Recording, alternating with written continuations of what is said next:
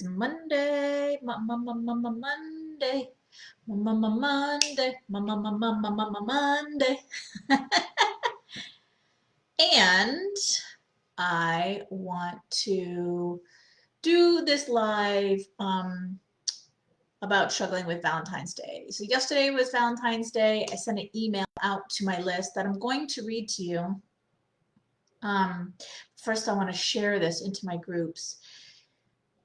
And what the email consisted of was basically what you are struggling with leading up to today or yesterday, Valentine's Day, and on Valentine's Day.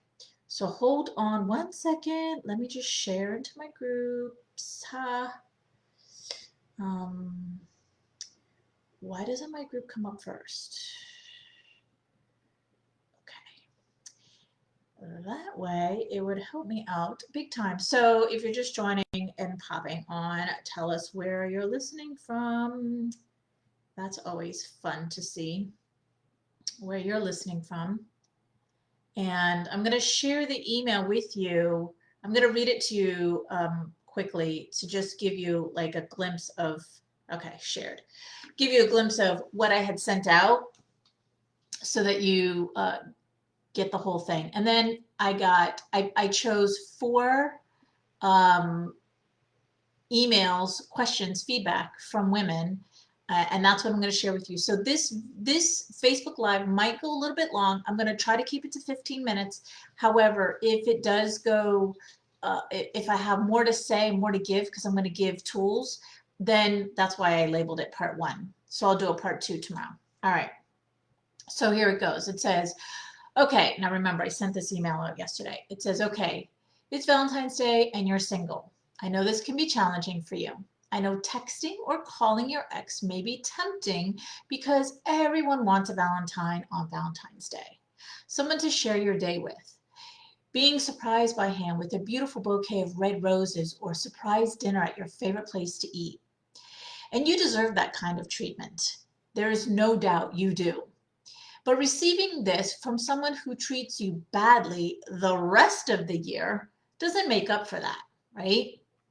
So when you feel like you should receive love from someone who treats you good, sometimes it's just you cheating yourself out of what you really deserve and what you can really have. And that is true love. So someone who loves you all of the time. Someone who respects you all of the time. Someone who has your back through thick and thin. You deserve that kind of loyalty, love, and respect. And I want to help you get that kind of love. But first, I need to hear from you. So here's where I started asking questions. Would you mind sharing with me what your biggest struggle leading up to today was? And also, could you tell me what you struggle with the most on this day, Valentine's Day? So with your feedback/answers, I will create a personalized video supporting you with these struggles. I will give you specific personal empowerment tools you can use right now to alleviate this emotional pain that the past has brought on for you. So, and then I just said, here's how you do it. You just simply reply to the email. So here's some, I'm going to break these down. So I got 1, 2, 3, 4, 5 main ones that I chose. So let me start with Susan. Susan says, I'm in love with someone who doesn't love me back. It's 8 years and I should have moved on. Okay, my love, Susan, yes, you're right. You see, we always know what we know. We know what we're supposed to do. It's just how to do it or taking the steps to do it. 8 years is a long time to be in love with somebody that's not giving you that love back. And so what I would say is the first thing you need to do is start to feel love for yourself and what you deserve to have. So where are the blocks inside of you, Susan, that you feel like you giving this love to somebody and you not getting it back in return? And when the moment that you realize that you're not getting that in return, what is it in you that you don't cut that off, that relationship off, and say, I deserve more, I deserve better, and I'm going to go get it. So if it's not with you, i.e., that person, then it will be with somebody else. But just standing in your power and you knowing what you deserve and going after it. So, what is it in you that is keeping you in this one sided relationship where you're giving but not receiving? Where do you feel like this is what you're good, that this is good enough? This is good enough to have. 8 years is a long time. So I would journal on those questions. That's something that would definitely help you and bring out the answers. So I always say pen to paper and set yourself up in an environment that is relaxing, and kind of like set the tone for yourself when you do this. I also write questions down before I get into the shower, because for me, and I know for a lot of you, when we're like in the shower, we're relaxed, or when we're driving and we are relaxed, or even before you go to bed, writing these questions down and just staying in the curiosity of what the question is, and not letting the mind be a control freak and answer the question for you, and just staying in the curiosity is how we get the answers, because your heart knows. Just like you wrote in here, Susan, it's 8 years and I should have moved on. You know you should have moved on. You know this. This is your heart telling you this. You deserve more. You deserve better. You should have moved on. So that's what I would say for you, my love, is to start there and see what shows up for you. And then I always say baby steps. Take a baby step. One baby step leads to another baby step, leads to another baby step. So start taking the baby steps for you to start first knowing your worth, loving yourself, and separating yourself from that relationship where you're giving, giving, giving, and you're not receiving anything. Because clearly by now, you know, 8 years should already be married and, like further down in the relationship. Not everybody wants to get married, but you know what I mean, like further down in the relationship. Okay, so the next one is my biggest struggle leading up to today was knowing that I've been divorced since 2014 and still have not met my final and best husband. I am 82 next month, and that number is terrifying. I never dreamed I would have to put myself out there at this age. So let me just stop right there, because there's more. When we have been, because even me at 42, I felt the same exact way. So it's really not an age thing. It's really like, crap, here I go again in life thing, right? Because at 42, I never thought I would be divorced. I never thought I'd be starting all over again. I never thought I would be single, left with nothing, completely starting my life all over again in a different state. I never dreamed that that was going to be my reality. And that was 42.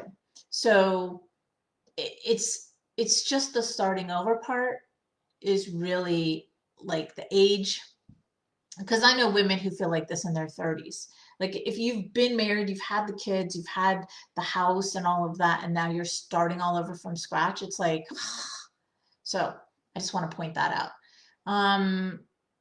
Okay, I never put myself out there at this age. I hate being on the market. So here's another thing.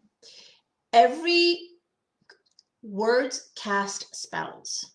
Every word that you speak, there's a belief, there's an energy behind that word. So this statement right here, I hate being on the market. You have to think of your thoughts and your beliefs as like a boomerang. Okay, a boomerang is you throw it and it comes back, right? So when you state, I hate being on the market, or I hate dating, or I hate being single, or all men or like my ex, or any of those types of statements, so basically what happens is you're going to get more of that belief that you believe. So I hate being on the market means I hate dating, I hate putting myself out there. So unfortunately, by having that belief, you're going to get more of that back. Okay. One of the biggest things, no, one of the right things that I did when I was single that I didn't even know I was doing at the time was I loved being single. I loved it. I loved it so much. Here's why. A, I wasn't walking on eggshells anymore. I was free to do whatever I want whenever I want. My home, which was like an 800 square foot, if that, apartment, was peaceful and calm. And I loved that. Um, I had my own bed and I could stretch out all over. I had the whole bed to myself. I love that. I love that I could travel whenever I wanted to. I love that I could set my own schedule. I love that I didn't have to report to anybody. I love that I wasn't under anybody's control anymore. I love that I can make plans for the weekend and do whatever the I wanted anytime. So I loved being single. I also wanted to be in a relationship, but I wasn't looking at my single years or my single time or my time being single as dreadful. And I hate this. And oh my God, I just want to be in a relationship. I really embraced where I was in life. And this is key, you guys. Ladies, this is key for you to love where you are in life. Because again, what you put out comes back. So you may think, well, wait a minute, Denise, if I love being single, aren't I going to get more being single? Good question. So here's how that goes. When you love where you are in life, but you have desires to want, and you move towards what you want, right? So I loved being single, but that didn't stop me from dating. That didn't stop me from looking for a relationship, wanting to be in a relationship, working on myself to be in a relationship. So when you love where you are in life and yet taking the action steps to get to the next part of your life, that's how it all comes together. Okay. So she goes on to say, meeting the one who will appreciate unique me seems like an impossible task. Okay, there's another line right there that is a disempowering belief that is a boomerang. So meeting the one who will appreciate a unique me seems like an impossible task. Well, words cast spells. So if you think it's an impossible task, it's going to be an impossible task. How on earth do I do it? Um, again, how on earth do I do it? Now, that could be a good question for you to ask if you didn't have the belief before that. So you could say, what would it take for me to meet the man of my dreams this year? Right? You could change that question. How on earth do I do it? What would it take? And stay in the curiosity of the question. What would it take for me to meet the man of my dreams this year? What would it take for me to be so blissful and happy this year? I don't even know, right? Okay, so thinking about being single much longer truly makes me frightened and ill. Another line that is a boomerang. So like I was saying before about being single, really embrace being single, okay? Um, Thinking about being single much longer. Okay, so fear can paralyze us. Fear does paralyze us. It will keep us stuck in life for a very, very, very long time. So this statement, thinking about being single much longer, truly makes me frightened and ill.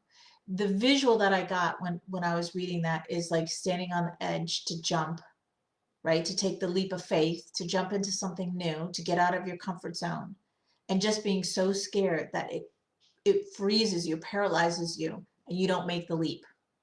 That's what the visual that came to me when I read that statement. So what you have to do is you have to embrace being single, number one. You have to really embrace where you are right now. And you have to trust the process that if you've been divorced since 2014, that and now you're ready to find the man of your dreams, that all of the growth that you did from 2014 to now led you to this moment where you're ready. But if you get this far in the plan, in the process, and then you freeze, it's just going to further the plan. It's going to further the process of you getting the desired outcome that you truly want. So changing the way that you feel, the way that you believe about these statements that you're making will shift everything for you. Okay? I am meant to share my life with a terrific guy. That's a great statement. I mean, that you should say 10 times in the morning out loud. You could say it looking at yourself in the mirror. Those are great. That's a great statement. Okay, so that was 2 and I got 3 more to go. So what I'm going to do is ask you, oh, you're welcome, Aisha. Aisha says, thank you for all the videos of encouragement. I have been in a 15-year verbal abusive relationship with a narcissist. I knew what I needed to do to get out, but I stayed for the grandkids. I am now free and feel like I lost 250 pounds. Well, you did. And now able to be myself again. Oh my God. Amazing, my love. Yes. Yes. And here's the thing. If we could only see, like, I know, Aisha, since we were kids, I was just thinking of us the other day, me, you, and Nita, how we met in summer school of Driftwood summer school all 1,000 years ago. If we could only see ourselves the way other people see us. When we get those compliments, like, you're so amazing, you're so wonderful, you're so beautiful, and we're always like, mostly we're like, oh, thanks, you are. No, you are. We kind of just pass it to the other person. And instead of receiving that compliment, that acknowledgement, that love, and just seeing ourselves the way other people see us. Like, Aisha is beautiful, is amazing, just all of the wonderful things, and deserves to have a loving relationship and deserves to be treated like a queen. But for us, we have to feel that ourselves in order to receive that. So that's the number one thing to work on, is to receive that love. And the love is in you. Like, you carry that within you. So all of the beautiful things that people say to you, whether it's, even on social media, when you post a picture and people are giving you compliments, to really feel that and receive that as true, because it is. Because there's a lot of haters out there, and they'll say nasty things. So receive that. All right, my love. So here's what I'm going to do. This is part 1. I'm going to do part 2, and I'm going to continue on with the 3 other questions that I got, the feedback. If you have something that you would like me to address on struggling with Valentine's Day, what was your biggest struggle leading up to the day, and then your biggest struggle for the actual day of Valentine's, you could put it here in the comments below, or you could PM me, and I will take care of that. Maybe we'll do part 3. I don't know. We'll see. All right. Mwah. Have an amazing day.